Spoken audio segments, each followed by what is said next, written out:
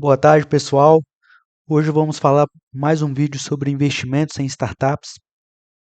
Já adianto que é uma startup que está atualmente aberta lá na plataforma da Exceed, né, que é a única plataforma que eu conheço, que eu já tenho algumas experiências na prática. Um caso interessante, vamos falar sobre uma espécie de Uber do setor de aviação, né, do setor de aeronaves, jatinhos particular.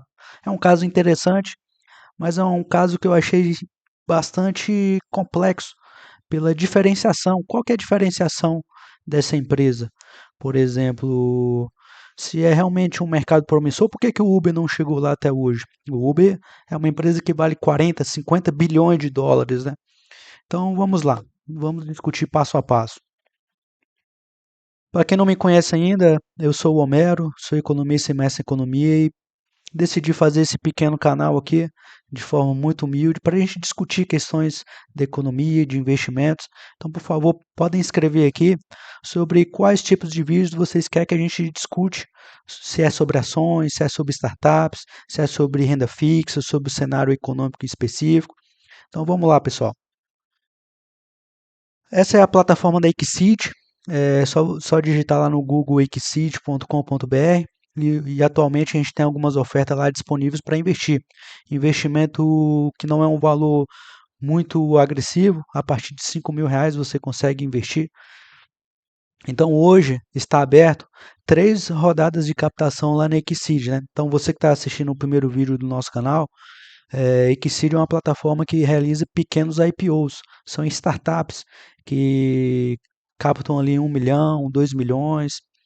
Nesse caso que a gente vai discutir hoje em especial, é o caso da Flapper, é uma empresa que está captando ali quase 5 milhões de reais. Então são pequenos IPOs, né? Um IPO tradicional, às vezes, a empresa está buscando ali 10 bilhões, 20 bilhões de reais em captação. Quem é a Flapper? A Flapper é uma empresa fundada em 2017, então é uma empresa recente, mas que já tem uma história para uma startup, né? E ela se propõe a ser uma plataforma de gestão e intermediação de aeronaves. Como eu escrevi aqui, é quase que um Uber de aeronaves, é uma plataforma de compartilhamento. Mas o que me intriga é justamente isso: o mercado de aviação é um mercado extremamente pequeno.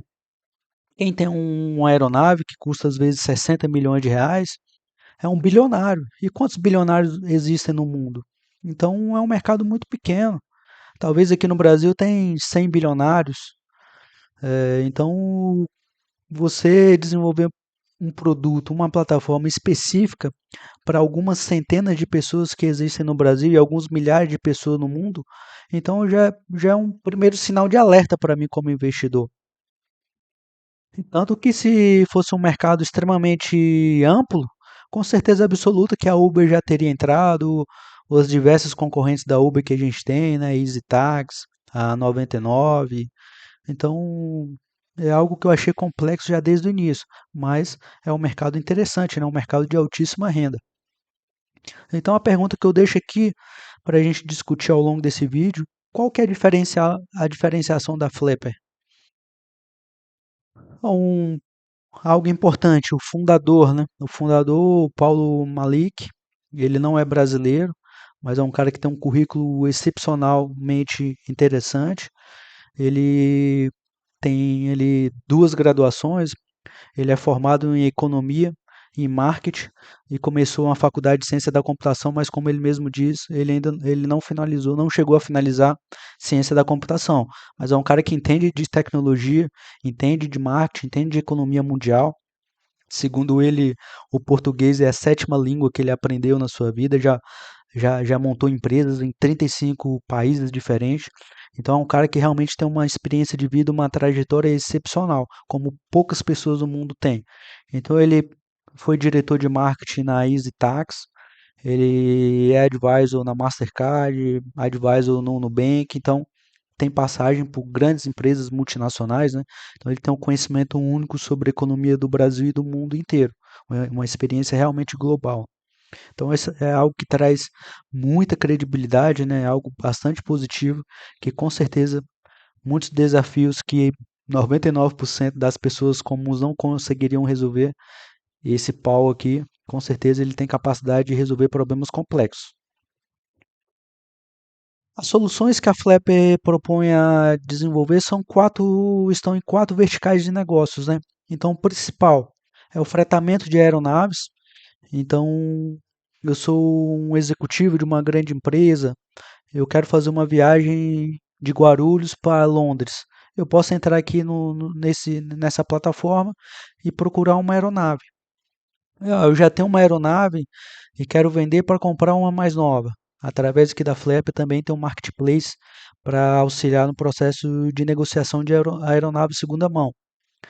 Eu tenho algumas aeronaves e eu quero terceirizar isso aqui na minha empresa, né? A gestão das aeronaves que tem na minha empresa.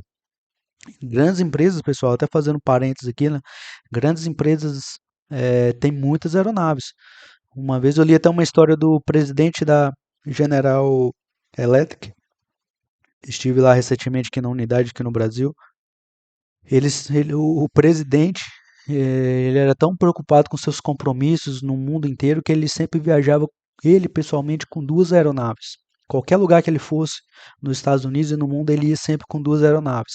Porque se acontecesse alguma coisa com uma aeronave, ele tinha uma aeronave de reserva que não ia cancelar seu percurso, sua logística, né, que é uma logística mundial. A General Electric tem fábricas no mundo inteiro, espalhadas em dezenas de países. Então é um cara que realmente não pode se atrasar. Então só o presidente dessa empresa tinha duas aeronaves. E com certeza tinha mais outra dezena de aeronaves para os seus principais executivos e diretores, né? Então gestão de aeronaves e voos compartilhados. Eu quero passar um final de semana em Angra dos Reis e eu não quero, ou eu não tenho poder aquisitivo para alugar um jatinho completo. Às vezes um jatinho tem 15 lugares. Eu quero apenas uma cadeirinha. Então tem esse sistema de negociação, né? Eu quero comprar apenas uma cadeira, duas cadeiras. Em vez de eu comprar uma passagem em um avião tradicional, né? Eu vou em busca de uma cadeira e até um jatinho. E muitas vezes aviões tradicionais comerciais não fazem essa rota que eu quero, né? Eu quero uma rota mais específica, algo mais objetivo. Então, quatro soluções que a empresa se propõe. Agora, aqui que está o problema da minha análise principal, né? Então, veja como é restrito o mercado restrito. Aqui no Brasil, esse setor de táxi aéreo, né, de alugar aeronaves privadas, aqui no Brasil temos apenas 710 aeronaves, com um volume de mercado em torno de 1,3 bilhão de dólares. O México, que é o segundo mercado da América Latina, tem apenas 595 aeronaves, então um mercado de 1 bilhão de dólares. Então percebam que é um mercado extremamente pequeno. Se eu tiver problema aqui com algum cliente dentro desses 710 e que com muita certeza esse público de 710 pessoas, digamos assim, que tem uma aeronave privada, ele se conhece. Então, se eu causar um problema com algum cliente, com certeza esses 710, né, simulando aqui que cada aeronave é um público diferente e que não é, que na vida real, às vezes um bilionário ele tem duas, três, quatro aeronaves, né? Então, se eu causar problema com alguma dessas 700 pessoas, todo mundo vai ficar sabendo do meu problema. Então é um mercado extremamente restrito que não aceita erros, mas eventualmente qualquer empresa vai ter algum erro, vai ter algum atrito. Então, para mim, o principal problema dessa tese aqui é um mercado extremamente pequeno. Benchmarks, né, empresas internacionais que a Flapper se baseia, né? Então, obviamente, que ela traz aqui no prospecto imagino eu, que são as maiores do mundo. Então, a Wheels Up é uma empresa de aviação privada que oferece acesso a voos fretados e compartilhados. Ela tem uma receita maior, tem uma receita de menos de 1 bilhão de dólares, com um market cap, um valor de mercado de 1,1. Lembra que no último vídeo a gente falou sobre a Taxel?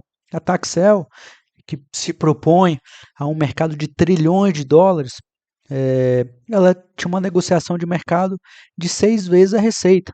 6 a 7 vezes a receita. Aqui a gente está falando de empresas mundiais, líderes, e que têm um market cap de 1,1. Então veja que o mercado não coloca prêmio em cima da valorização, dessas empresas. A segunda, a Blade, também é plataforma de compartilhamento de aeronaves.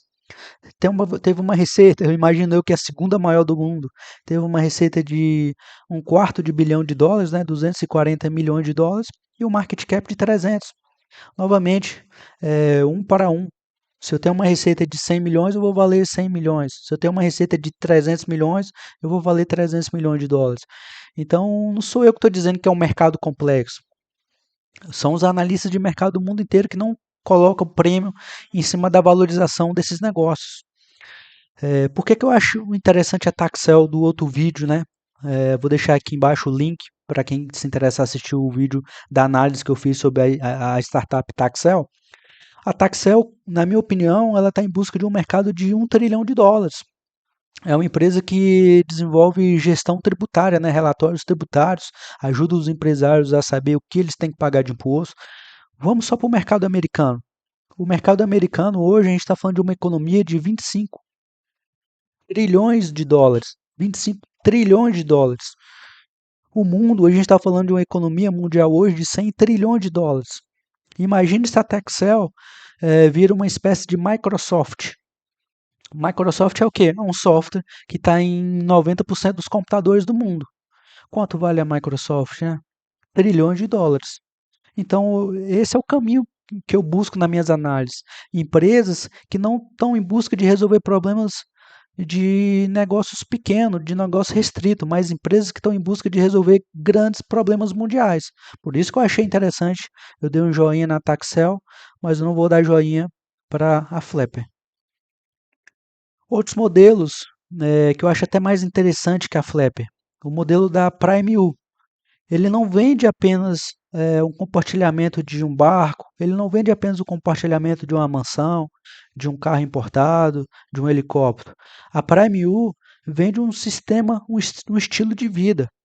Um empresário, ele não quer entrar no aplicativo para administrar sua mansão, entrar em outro aplicativo para administrar sua Ferrari, outro aplicativo para administrar seu helicóptero. Ele quer um serviço completo que traga a mesma facilidade.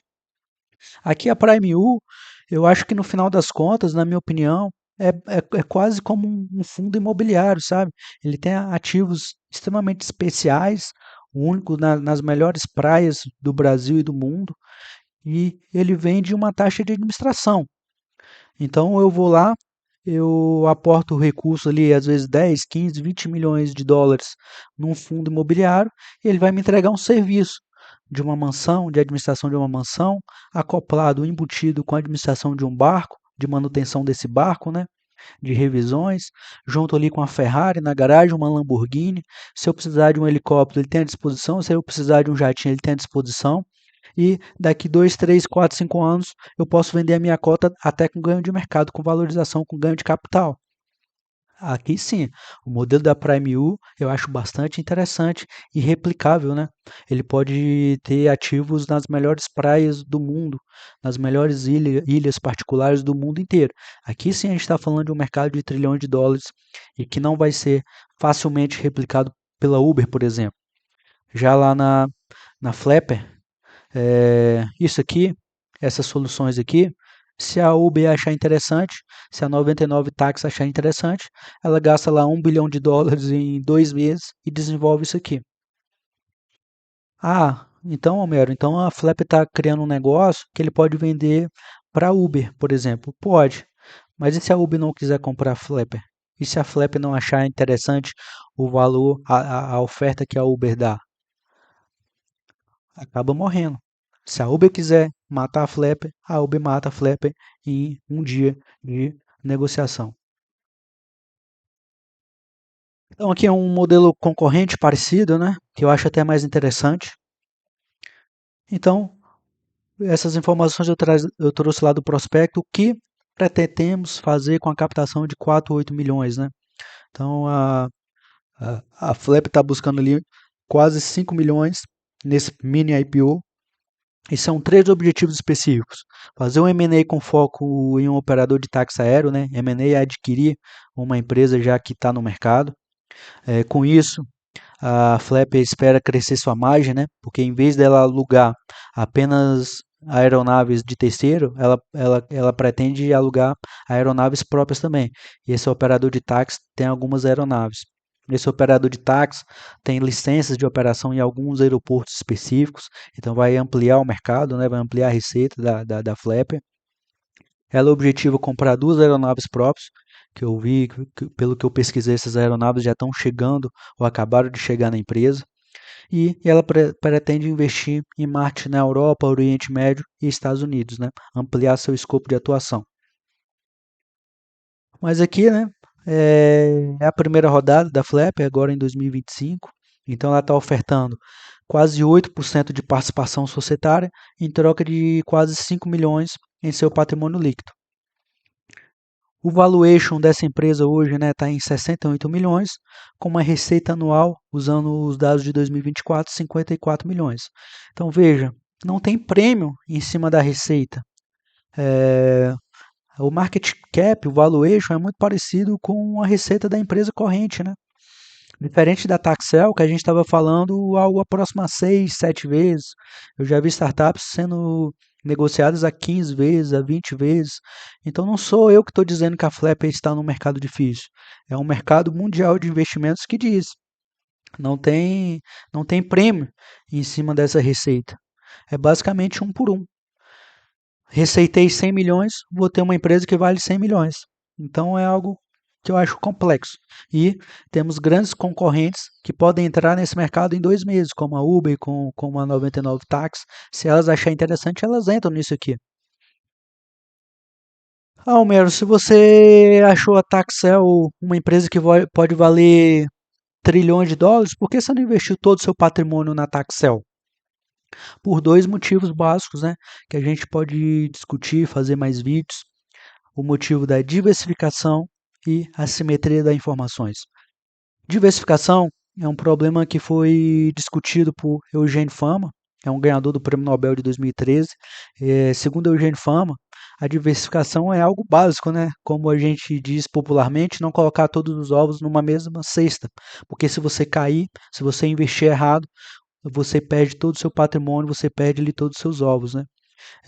O Eugênio Fama provou matematicamente, estatisticamente, que se você tem uma carteira de investimento diversificadas em vários negócios, você diminui o risco total dos seus investimentos, porque você retira os riscos intrínsecos de cada empresa e você fica basicamente com o risco sistêmico de mercado. Você fica até com risco do sobe e desce de mercado, né? E a simetria de informações é outra questão que gerou o Prêmio Nobel em 2001, pelo teórico Joseph Stiglitz. A simetria de informação é o seguinte: por que eu não investi todo o meu patrimônio na Taxel se eu acho que é uma coisa excepcional, revolucionária? Porque os fundadores da Taxel têm uma simetria de informação entre os fundadores da Taxel e o investidor Homero. Eu não vivo o mercado tributário 24 horas por dia. Eu não sou advogado tributarista, eu não sou contador. Eu apenas fiz ele, eu gastei um dia, 2 dias de imersão sobre o negócio, li algumas coisas, mas assim, é, eu não posso comparar a capacidade de análise, a capacidade sobre o mercado tributário como o Pedro Ripper, como o Pedro, que é o fundador da Taxel, ele sabe 1 milhão de vezes mais que eu sobre o setor de tributos, com o que eu sei sobre tributos. Então ele sabe muito mais que eu. Se ele sabe muito mais que eu, é uma negociação assimétrica. E nem sempre, com todo respeito, o Pedro, fundador da Taxa, vai falar a verdade. Ele vai falar o que eu quero ouvir. Ele está vendendo o peixe dele, ele está vendendo a empresa dele no IPO. Isso não acontece só com o Pedro, isso acontece em qualquer IPO. Em qualquer IPO tem problema de assimetria de informação. Os vendedores do IPO sabem muito mais do que os investidores. Os investidores não viveram tanto aquele mercado quanto os fundadores das empresas. Então, por essa questão de assimetria de informações, eu não posso colocar meu capital 100% em uma única aplicação. Eu tenho que diversificar. E até esses dois problemas conversam, né? Eu tenho que diversificar para diminuir a assimetria de informações. E por conta da assimetria de informações, eu tenho que diversificar.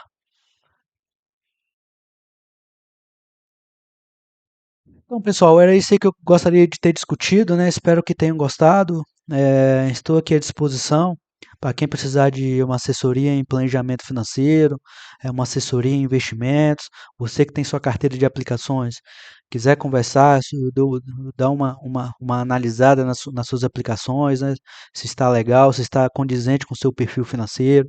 Ah, Homero, eu gostaria de trazer você na minha empresa para a gente discutir sobre educação financeira para os meus colaboradores, para os meus diretores. Estou à disposição, beleza? Espero que tenham gostado. Dá uma curtida aí, comenta aí no vídeo que tipo de assunto a gente pode discutir nos próximos vídeos, se é legal sobre startups, se é legal sobre fundos de investimento ou sobre ações específicas. Estou à disposição. Um abraço a todos. Tchau.